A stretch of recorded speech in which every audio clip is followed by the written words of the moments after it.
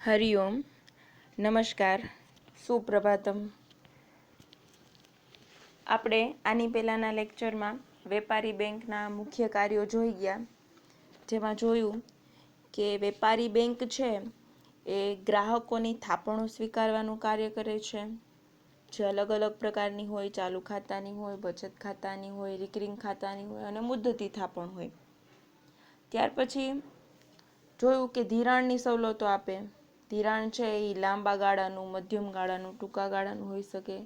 આ ઉપરાંત વેપારી બેંક છે એ ચૂકવણી અને ઉપાડની સવલત આપે, એટલે કે ગ્રાહક છે ચેક થ્રુ, ઉપાડ ચિઠ્ઠી દ્વારા, draft, pay order, credit debit card, ATM card અને આ ઉપરાંત ઇન્ટરનેટ બેન્કિંગ પણ એના દ્વારા ઉપાડ છે એ કરી શકે છે. ચોથા પોઈન્ટમાં જોયું શાક સર્જનની કામગીરી, કે જે આપણે રૂબરૂ જ્યારે મળશું ત્યારે ડિટેલમાં જોશું. જો કે એક્ઝામમાં આ પ્રશ્ન પૂછાવાનો નથી. 30% જે કોર્સ લેસ કરેલો છે એમાં આ પ્રશ્ન આવવાનો નથી. ત્યાર પછી પાંચમું કાર્ય આંતર બેન્કિંગ વ્યવહારો કરવા, આ વિશે પણ આપણે માહિતી જોઈ. ત્યાર પછી આજનો ટોપિક છે આપણો વેપારી બેંકના ગૌણ કાર્યો. દરેક વેપારી બેંકો જે મુખ્ય કાર્યો કીધા એ તો કરે જ છે. આ ઉપરાંત અનેક એવી સુવિધાઓ કે જે ખૂબ ગ્રાહકો માટે જરૂરી હોય છે એવી સુવિધા આપવાનું પણ કાર્ય કરે છે. જરૂરી નથી બધી બેંકો આ પ્રમાણે કરતી જ હોય.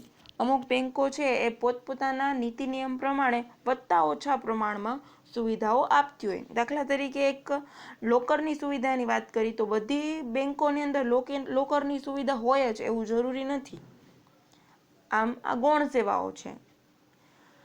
દરેક બેંક છે એ પોતાનો કાર્ય વિસ્તાર વધારવા માટે બને ત્યાં સુધી બધી સેવાઓ પૂરી પાડવાનો પૂરતો પ્રયત્ન કરતી હોય, અને આપણને મળતી સુવિધાઓના આધારે જ આપણે જે તે બેંકની પસંદગી છે એ કરતા હોઈએ છીએ. માટે દરેક બેંક છે એ વધુ ને વધુ સુવિધા ગ્રાહકને કેમ મળી રહે એના માટે પ્રયત્નશીલ હોય. વેપારી બેંક છે એનું ગૌણ કાર્યોમાં પ્રથમ કાર્ય છે ગ્રાહકોના એજન્ટ તરીકે તથા ઉપયોગી સેવાઓ પૂરી પાડવાનું કાર્ય. ગ્રાહકના એજન્ટ તરીકે વેપારી બેંક છે એ કાર્ય કરે છે અને બીજી ઉપયોગી સેવાઓ પણ આપે છે. જેમાંનું પહેલી સુવિધાની આપણે વાત કરીએ તો વેપારી બેંક છે એ શાખનું પ્રમાણપત્ર આપવાનું કામ કરે. પહેલી કામગીરી, કારણ કે એકબીજાથી અજાણ્યા એવા આયાતકારો અને નિકાસકારો, આપણને બધાને ખબર જ છે કે જ્યારે વિદેશ વેપાર કરવામાં આવે ત્યારે જો વિદેશ વેપાર કોઈ દેશ સાથે કોઈ દેશ છે એ પ્રથમ વખત કરતું હોય તો એ દેશથી આપણે પરિચિત નથી અને એના વેપારીથી પણ આપણે પરિચિત નથી, ત્યારે વેપારીએ એની સાથે વેપાર કરવો કે કેમ એ વિશે મૂંઝવણ અનુભવતા હોય ત્યારે બેંક છે એને શાખનું પ્રમાણપત્ર આપે, ક્રેડિટ સર્ટિફિકેટ. એટલે કે એ બેંકની અંદર જેના ટ્રાન્ઝેક્શન હોય, એના વ્યવહારો હોય, એના આધારે બેંક છે એ આયાતકાર વિશે કે નિકાસકાર વિશે તમને સર્ટિફિકેટ આવે અને એના આધારે બંને દેશો છે એ નક્કી કરે કે એકબીજા સાથે વેપાર કરવો કે કેમ. એટલે પ્રથમ ખૂબ મહત્વનું કાર્ય શાખનું પ્રમાણપત્ર, ક્રેડિટ સર્ટિફિકેટ. એટલે કે ઘણી બધી પ્રવૃત્તિઓ માટે બાહેંધરી, એક પ્રકારની ખાતરી આપે છે બેંક કે વેપાર કરવો કે કેમ. તો પ્રથમ કાર્ય છે શાખનું પ્રમાણપત્ર આપવાનું કાર્ય. ત્યાર પછી બીજું કાર્ય છે કરવેરાના ચલણો ભરવાની કામગીરી. વેપારી બેંક છે એ ચલણો સ્વીકારવાનું પણ કાર્ય કરે. અહીં સ્પેસિફાઈ કરીને કીધું છે કરવેરાના ચલણો ભરવા માટે ગ્રાહકોને સુવિધા આપે. ટેક્સ ભરવા માટેના ચલણનું કામગીરી છે એ બેંક કરે છે. આ ઉપરાંત આપણને ખબર છે કે બેંક છે ઘણા બધા પ્રકારના ચલણો સ્વીકારવાનું કામગીરી કરતું હોય. આજે આપણે કોમ્પિટિટિવ એક્ઝામના ફોર્મ ભરીએ અને એની ફીસ માટેના ચલણો છે એ પણ બેંકો છે એ સ્વીકારે છે. તો આ ગ્રાહકને એક ઉપયોગી સુવિધા પૂરી પાડે છે. આ ઉપરાંત ત્રીજી કામગીરી છે સેફ ડિપોઝિટ વોલ્ટ, એટલે કે લોકરની સુવિધા આપવાનું કામગીરી. ગ્રાહકના જે કિંમતી વસ્તુઓ હોય જેવી કે દાગીના હોય, આ ઉપરાંત બીજા મહત્વના ડોક્યુમેન્ટ હોય કે જે ઘરે રાખવા સેફ ન હોય, તો એવા સમયે ગ્રાહક છે એ લોકર છે એ સુવિધા મેળવી શકે છે.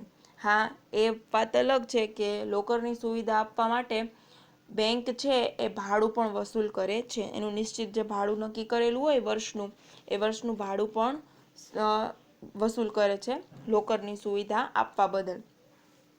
આ ઉપરાંત ચોથી કામગીરી છે માઇક્રો ફાઇનાન્સ પૂરું પાડવાનું કામગીરી. માઇક્રો ફાઇનાન્સ એટલે સૂક્ષ્મ ધિરાણ. જે ખૂબ નાના કદની આર્થિક પ્રવૃત્તિઓ હોય, ખૂબ નાના ધંધાદારી વર્ગ હોય, અમુક નાનો એવો વર્ગ હોય કે જેને ખૂબ નાના ધિરાણની જરૂર પડતી હોય, ઓછા ધિરાણની જરૂર પડતી હોય. તો નાના છે એટલે મહત્વના નથી એવું નથી. એટલા માટે જ વેપારી બેન્કો છે એ સૂક્ષ્મ ધિરાણ પણ આપે છે, માઇક્રો ફાઇનાન્સ આપવાની કામગીરી પણ કરે છે. અને ધંધાઓમાં કે વ્યક્તિગત સોદાઓની ચૂકવણી માટે બાબતે વિશ્વસનીયતા પૂરી પાડવા માટે બેંક ડ્રાફ્ટ અને પે ઓર્ડરની સુવિધા પણ આપે છે. બેંક છે એ આપણને ખબર છે કે ભાઈ ચેક દ્વારા જ્યારે પેમેન્ટ કરવામાં આવે અને ખાતામાં પૂરતા નાણાં ન હોય તો ચેક બાઉન્સ થાય, એટલે આપણને આપણા નાણાં પરત મળશે કે નહીં ચેક મળ્યા પછી પણ એ પણ ક્યારેક પ્રશ્ન હોય. તો વિશ્વસનીયતા પૂરી પાડવા માટે બેંક ડ્રાફ્ટ અથવા પે ઓર્ડરની સુવિધા આપે છે, જેના વિશે મેં તમને અગાઉ પણ વાત કરેલી. અને આજના લેક્ચરની અંદર આ સાથે હું આનો વિડીયો પણ મૂકું છું બેંક ડ્રાફ્ટ અને પે ઓર્ડરનો, જેનાથી તમને વિશેષ માહિતી મળી રહે. આપણને ખબર છે કે ડ્રાફ્ટની અંદર આવી અનિશ્ચિતતાનું જોખમ છે એ ઓછું થઈ જાય છે, માટે બેંક છે એ આ સુવિધા પણ આપે છે. વેપારી બેંકના ગૌણ કાર્યનું બીજું કાર્ય છે બદલાતા સમય સાથે આધુનિક સેવાઓ પૂરી પાડવાની કામગીરી. સમય સાથે દરેક વ્યક્તિએ, કોઈ પણ સંસ્થાએ, ધંધાએ, બધાએ બદલવું જ પડે. કારણ કે જો અત્યારે વૈશ્વિક હરીફાઈની અંદર જો સમય સાથે પરિવર્તનશીલ ન થઈએ તો આપણે આ હરીફાઈમાંથી ફેંકાઈ જઈએ. માટે બેંકોએ પણ બદલાતા સમયની સાથે આધુનિક સેવાઓ છે એ ગ્રાહકોને આપવી જ પડે. માટે બેંકોનો ખ્યાલ અને કાર્યપદ્ધતિ સમય સાથે એને બદલાવા પડે. બેંકોની અંદર સતત નવીનીકરણ થતું રહે છે અને થાય જ છે ને આપણે જોઈએ જ છે કે એક સમય એવો હતો કે જ્યારે બેંકની અંદર પાસબુકની અંદર એન્ટ્રી પણ હાથથી કરવામાં આવતી. દરેક કાર્યો કે જ્યારે કમ્પ્યુટર નહોતા ત્યારે હાથ દ્વારા કરવામાં આવતા હતા, જે અત્યારે છે એ ઘણું બધું એ પ્રમાણ ઘટી ગયું છે. તેમ છતાં અત્યારે આપણે બેંકની અંદર જે ભીડ જોઈએ છે, એક સમય એવો આવશે કે જ્યારે એટલું આધુનિકીકરણ થઈ જશે કે આપણે મોબાઈલ થ્રુ જ બધું છે એ વ્યવહારો કરતા હશું. મોટાભાગે બેંકનો ઉપયોગ છે એ ખૂબ જૂજ થઈ જશે અને બેંકની અંદર જેટલા કર્મચારીઓ અત્યારે જોવામાં આવે છે એટલા કર્મચારીઓ પણ જોવામાં આવશે નહીં, કારણ કે તેની કામગીરી મોટાભાગે આપણે પોતે જાણતા હશું અથવા તો એ ઓટોમેટિકલી થતું હશે. માટે આપણે એટલા બધા કર્મચારીઓ છે એની સેવાની પણ જરૂર પડશે નહીં. આમ બેંકની અંદર સતત નવીનીકરણ થતું રહ્યું છે. આજના સમયની અંદર ચલણ કે ચેક આપ્યા વગર એક ખાતામાંથી બીજા ખાતાની અંદર નાણાંની મિનિટોમાં હેરફેર ટ્રાન્સફર થાય છે, જે એનઈએફટી અને આરટીજીએસને આભારી ગણાવી શકાય. એનઈએફટી અને આરટીજીએસ, કોર બેન્કિંગ, આ ત્રણેયના ફૂલ ફોર્મ છે મોસ્ટ આઈએમપી એક માર્ક્સ માટે. એનઈએફટી એટલે નેશનલ ઇલેક્ટ્રોનિક ફંડ ટ્રાન્સફર, જ્યારે આરટીજીએસ એટલે રિયલ ટાઈમ ગ્રોસ સેટલમેન્ટ. આ બંને સુવિધાઓ છે એ સુવિધાઓ કોર બેન્કિંગ એટલે centralised online real time exchange આ બેન્કિંગના કારણે શક્ય બન્યું છે. આનો મતલબ શું થાય તો કે એક એવું મધ્યસ્થી કેન્દ્ર કે જેના દ્વારા ઇસી મિનિટે જે તે સમયે નાણાંની હેરફેર તાત્કાલિક થઈ જાય અથવા તો એક દિવસ 24 કલાકનો સમય લે. આ જે બેન્કિંગ છે એના માધ્યમ દ્વારા આપણે એનઈએફટી અને આરટીજીએસનો ઉપયોગ કરીએ છીએ, જેની અંદર આપણે કોઈપણને પેમેન્ટ કરવાનું હોય તો મિનિટોમાં આપણા ખાતામાંથી એના ખાતાની અંદર આપણે નાણાં છે એની હેરફેર કરી શકીએ. એટલે આધુનિક સેવાઓની સુવિધામાં પ્રથમ છે એનઈએફટી આરટીજીએસ, જે કોર બેન્કિંગના કારણે શક્ય બને છે. ત્યાર પછી બીજી સુવિધા છે મોબાઈલ ફોનના બેન્કિંગ એપ દ્વારા. આજે આપણે ઇન્ટરનેટ બેન્કિંગ દ્વારા આપણા ફોનની અંદર બેન્કિંગ એપ હોય, જે તે બેંકની અંદર આપણું ખાતું હોય અને એની એપ્લિકેશન આપણા ફોનની અંદર હોય, તો આપણે મોબાઈલની અંદર જ આપણે વસ્તુઓ છે એની ખરીદીની ચૂકવણી કરવા માટે, ટિકિટો બુક કરાવવા માટે, બિલનું પેમેન્ટ કરવા માટે, આમ ઘણી બધી આપણે સુવિધાઓ છે મેળવી શકીએ છીએ. આજે ઇલેક્ટ્રોનિક બિલ છે, ગેસનું બિલ છે, મોબાઈલ રિચાર્જ છે, એ ઘરે બેઠા આપણે કરી શકીએ છીએ, કારણ કે આપણા ફોનની અંદર બેન્કિંગ એપ હોય છે કે જેના માધ્યમ દ્વારા આપણે પેમેન્ટ કરી શકીએ છીએ. એટલે બીજી સુવિધા છે મોબાઈલ બેન્કિંગ એપ. ત્યાર પછી ત્રીજી સુવિધા છે ડીમેટ ખાતું. ડીમેટ ખાતું શું છે? તો કે ડીમેટ ખાતું એટલે એક માર્ક માટે ખૂબ જ મહત્વનો પ્રશ્ન. ડીમેટ ખાતું એટલે શું? તો કે ડીમેટ ખાતું એટલે શેર, ડિબેન્ચર, બોન્ડ, જામીનગીરીઓ વગેરેને ભૌતિક સ્વરૂપે ન સાચવવા પડે. ભૌતિક સ્વરૂપ એટલે જેને આપણે નરી આંખે જોઈ શકીએ એ. એટલે આપણને એમ થાય કે શું કમ્પ્યુટરની અંદર દેખાતું હોય તો નરી આંખે ન હોય, નરી આંખે હોય પરંતુ એનું ભૌતિક સ્વરૂપ નથી. એટલે કે આપણા સર્ટિફિકેટ પહેલાંના સમયની અંદર શેર, ડિબેન્ચર, બોન્ડ આવી બધી જે જામીનગીરીઓ છે એ મોટા ભાગે પ્રમાણપત્ર સ્વરૂપમાં છે એ આવતી, કે જે વ્યક્તિના પોતાના હાથમાં હોય, પરંતુ એને ભૌતિક સ્વરૂપે સાચવવામાં ઘણી બધી અગવડતા પડે, કારણ કે એ કાગળના સ્વરૂપમાં હોય એટલા માટે. એને ન સાચવવામાં પડે તે માટે ઇલેક્ટ્રોનિક ખાતું, જેથી આવું ખાતું ધરાવનાર લોકો પોતાના શેર, ડિબેન્ચર, બોન્ડ વગેરે છે એને ઈ સ્વરૂપે એટલે ઇલેક્ટ્રોનિક સ્વરૂપે સાચવી શકે. ડીમેટ ખાતું જેણે ખોલાવેલું હોય એને શેરની લેવેચ, ડિબેન્ચરની, બોન્ડની વગેરેની લેવેચ કરવા માટે એના ડીમેટ ખાતા નંબર હોય એના દ્વારા એ વ્યવહારો કરી શકે છે. આમ આધુનિક સુવિધાઓમાં 3 સુવિધાઓ યાદ રાખવી. એક એનઈએફટી આરટીજીએસ, બીજું બેન્કિંગ એપ અને ત્રીજું ડીમેટ ખાતું.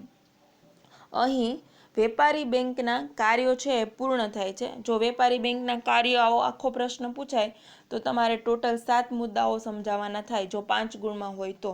પરંતુ મોટા ભાગે વેપારી બેંકના ગૌણ કાર્યો છે એ 3 ગુણની અંદર પૂછાવાની શક્યતા રહે અને ખૂબ જ અગત્યના. હવે પછીનો જે પ્રશ્ન છે એ છે ભારતમાં વેપારી બેંકોનું અસ્તિત્વ. એટલે કે ભારતની અંદર વેપારી બેંકો છે એનું શું અસ્તિત્વ છે, અને અથવા તો વેપારી બેંકોનું વર્ગીકરણ.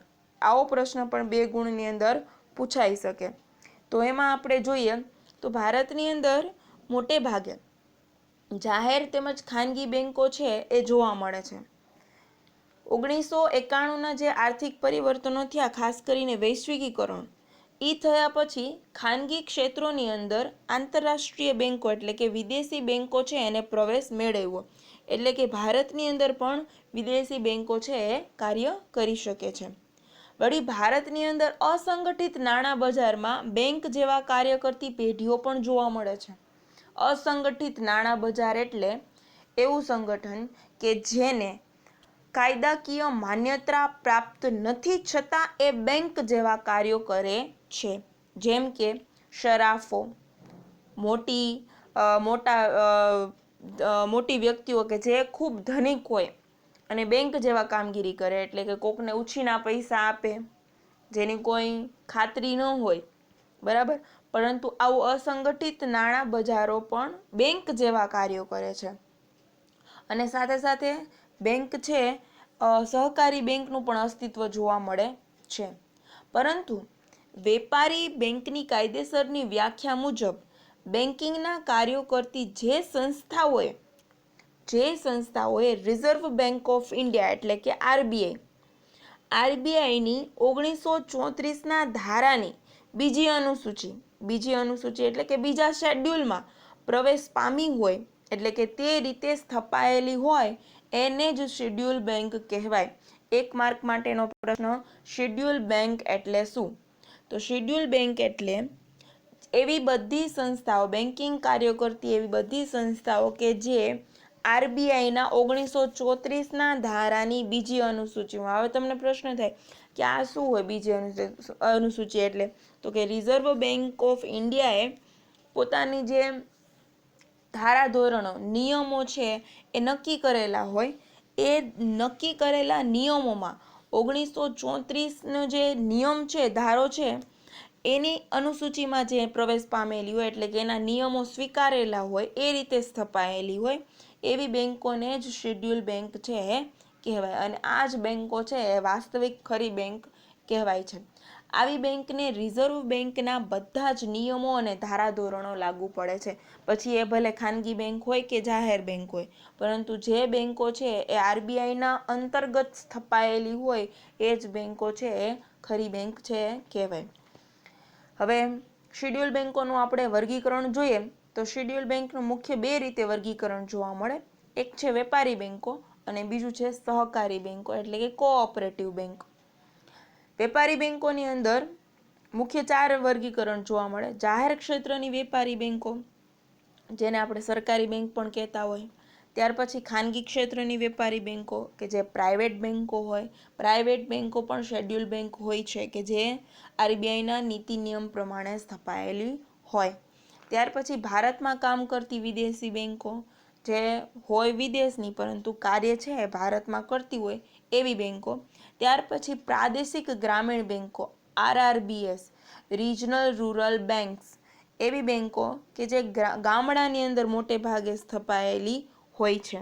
અને ત્યાર પછી સહકારી બેંકો તો કે કોઓપરેટિવ બેંક. આવી બેંકો છે એનો મુખ્ય ઉદ્દેશ નફો કમાવાનો હોતો નથી, પરંતુ સહકારની અપેક્ષાથી લોકોના કલ્યાણ અર્થે, બીજાના ભલા અર્થે જે બેંકો સ્થપાયેલી હોય આવી બેંકોને સહકારી બેંકો કહેવાય. એટલે આ રીતે છે શેડ્યુલ બેંકોનું વર્ગીકરણ આપણને જોવા મળે છે. આજે આપણે જે શીખ્યા એની અંદર મુખ્ય મહત્વના પ્રશ્નોની વાત કરીએ તો 3 માર્ક માટે વેપારી બેંકોના ગૌણ કાર્ય મહત્વના, ત્યાર પછી 1 માર્ક માટે એનઈએફટી, આરટીજીએસ, ડીમેટ ખાતું, આ બધા પ્રશ્નો મહત્વના. અને શેડ્યુલ બેંક એટલે શું અને શેડ્યુલ બેંકોનું વર્ગીકરણ જણાવો. આટલા પ્રશ્નો છે એ ખૂબ જ મહત્વના. બાકીના પ્રશ્નોનું આપણે આગળ છે અભ્યાસ કરીશું. અસ્તુ.